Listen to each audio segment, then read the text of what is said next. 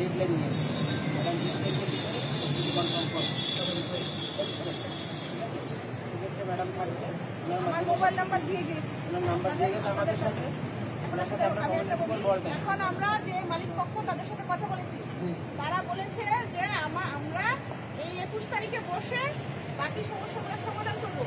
এখন যেহেতু এই মুহূর্তে আমরা ডিসিশন নিতে পারি নাই, তাহলে এখন বসে কথা বলে আপনারা আগামীকাল থেকে কাজ করবেন। আর আমার মোবাইল নাম্বার দিয়ে গিয়েছি, আপনারা ওনার কাছে আমার মোবাইল নাম্বার আছে, এর মধ্যে আপনাদের মধ্যে যদি কোনো নির্মাণ বা কর্মী ছাঁটাই এ ধরনের কোনো আচরণ করেছেন দেখে যদি এরকম কিছু করে আমাকে সাথে সাথে জানাবেন। তো আপনারা এখন আগামীকাল থেকে কাজ করেন, এই 21 তারিখ পর্যন্ত দেখেন আমরা কতটুকু সমাধান করতে পারি। ঠিক আছে, আপনারা